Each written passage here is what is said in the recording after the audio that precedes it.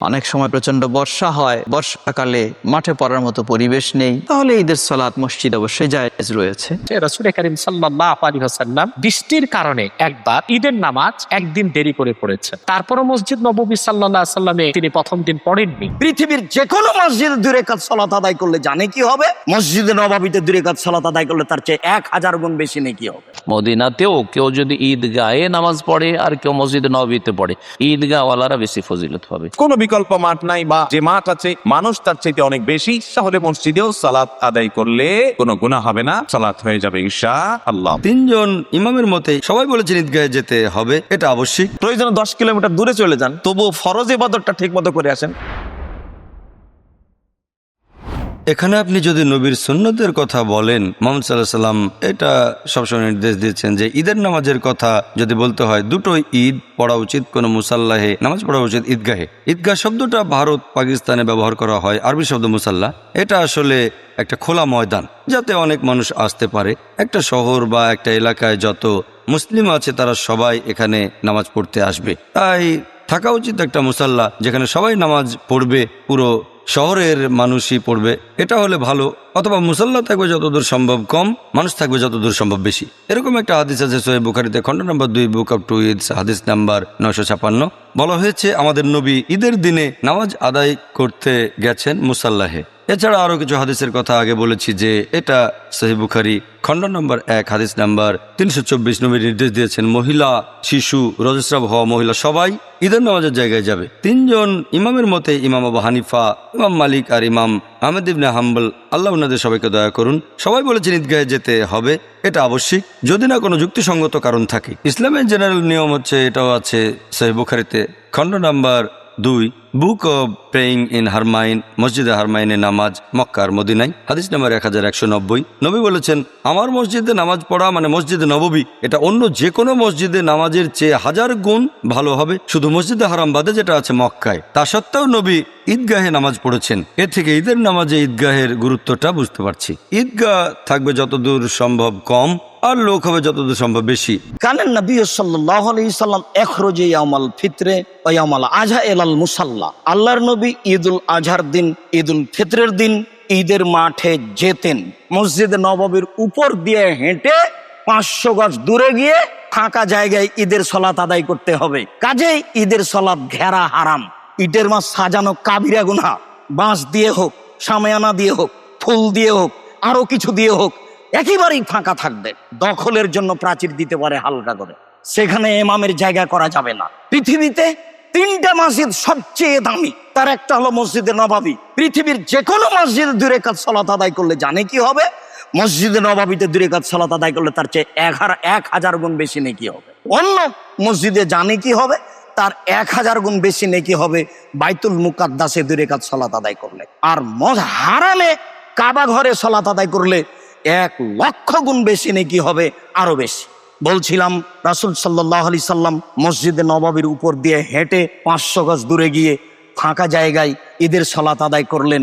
মানে ফাঁকা জায়গায় খোলা মাঠে ঈদের সালাত আদায় করতে হবে। যেহেতু সালাত আদায় করলেন, কাজে সেটা সালাতের জায়গা, সেটার জন্য ভিন্ন একটা ঘোষণা থাকতে হবে, এটা সালাতের জায়গা।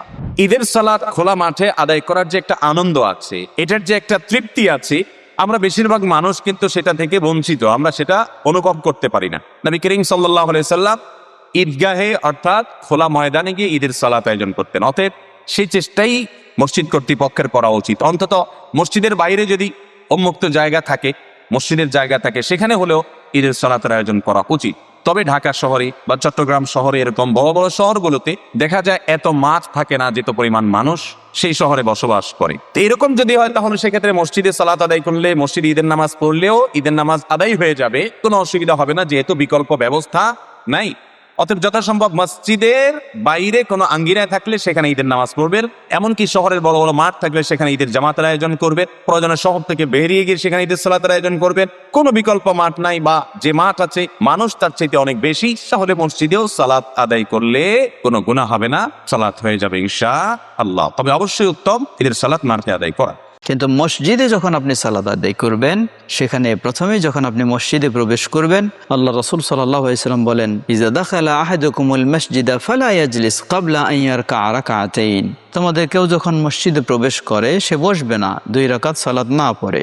প্রকৃত সুন্নাহ হলো ঈদের সালাত হবে ঈদের মাঠে, কিন্তু কখনো ব্যতিক্রম হতে পারে, যেমন শহর এরিয়াতে ঈদের মাঠ পাওয়া যায় না, অথবা আমাদের দেশে অনেক সময় প্রচন্ড বর্ষা হয়, বর্ষাকালে মাঠে পড়ার মতো পরিবেশ নেই। কোনো কারণে যদি মাঠে পড়া সম্ভব না হয়, তাহলে ঈদের সালাত মসজিদ অবশ্যই জায়েজ রয়েছে। আপনি ঈদগাহে ঈদের সালাত আদায় করলে আগে পিছে অন্য কোনো সালাত নেই সেখানে, কিন্তু মসজিদে যখন আপনি সালাত আদায় করবেন, সেখানে প্রথমেই যখন আপনি মসজিদে প্রবেশ করবেন 2 রাকাত সালাত অবশ্যই সে পড়বে। 2 রাকাত সালাত পড়বে বলতে এটি দুখুলুল মসজিদ। তাই আমরা বলবো ঈদের সালাতের জন্য আপনি যখন মসজিদে জামাত হবে যাবেন, অবশ্যই আপনি 2 রাকাত দুখুলুল মসজিদ পরে যেখানে জায়গা পাবেন সেখানে বসবেন। এটি হলো মসজিদের জন্য সালাত, এটির সংশ্লিষ্টতা ঈদের সাথে নয়। ঈদগাহে পড়তে হবে, মসজিদে ঈদের সালাত হবে না, মসজিদ যত বড়ই হোক না কেন।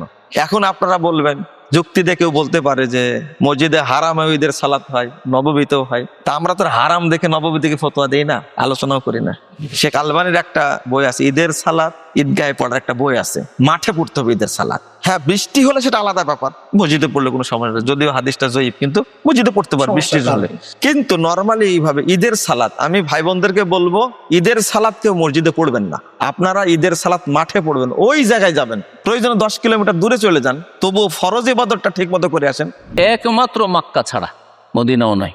সুতরাং মদিনাতেও কেউ যদি ঈদগাহে নামাজ পড়ে আর কেউ মসজিদে নববীতে পড়ে, ঈদগাহওয়ালারা বেশি ফজিলত পাবে। মক্কাতে রাসূলুল্লাহ সাল্লাল্লাহু আলাইহি ওয়াসাল্লাম মক্কা বিজয়ের পরে কোনো এমন জায়গায় মুসাল্লা ঈদগাহ তৈরি হয়নি, বরং তারপর থেকে মসজিদে হারামেই ঈদ হতে থেকেছে। সুতরাং মসজিদে হারামের 1 লক্ষ গুণকে সেখানে প্রাধান্য দেওয়ার একটা দিক রয়েছে। দ্বিতীয় যে নবী সাল্লাল্লাহু আলাইহি ওয়াসাল্লাম সাহাবায়ে কেরামরা ঈদের ব্যবস্থা করেননি, যেমন মদিনায় ঈদগাহের ব্যবস্থা করেছেন তেমন করেন নাই। সুতরাং মসজিদে হারামে ঈদ পড়তে হবে, মক্কায় ঈদগাহ এখন পর্যন্ত নেই।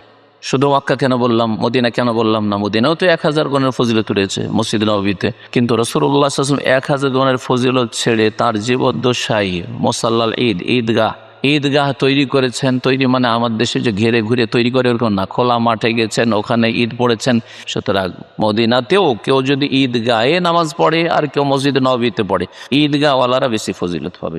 উন্মুক্ত ময়দানে ঈদগাহে ঈদের নামাজ পড়া সুন্নতে মুআক্কাদা, আমরা এই সুন্নতটাকে আমল করছি না। বাংলাদেশে প্রতিটা মসজিদে এখন ঈদের জামাত চালু হয়ে গেছে, ঈদগাহে যাওয়ার যে সুন্নত এটা আমরা একরকম বন্ধই করে দিচ্ছি। অথচ পরিষ্কার ফাতাওয়ার কিতাবে এসেছে, বড় মসজিদে যদি এলাকার সকল মুসল্লির জায়গা সংকুলান হয়ে যায়, তারপরও ঈদের নামাজ পড়ার জন্য উন্মুক্ত ময়দানে ঈদগাহে যাওয়া সুন্নতে মুআক্কাদা। তার বড় প্রমাণ আবু দাউদ শরীফে হাদিস আছে, রাসূল করিম সাল্লাল্লাহু আলাইহি ওয়াসাল্লাম বৃষ্টির কারণে একবার ঈদের নামাজ একদিন দেরি করে পড়েছেন। অথচ আমরা জানি মসজিদ নববী সাল্লাল্লাহু আলাইহি ওয়াসাল্লামে 1 রাকাত নামাজে 50,000 রাকাত নামাজের সওয়াব। এত ফজিলত থাকার পরও রাসূল করিম সাল্লাল্লাহু আলাইহি ওয়াসাল্লাম ঈদের নামাজ মসজিদ নববী সাল্লাল্লাহু আলাইহি ওয়াসাল্লামের বাইরে উন্মুক্ত প্রান্তরে পড়তেন।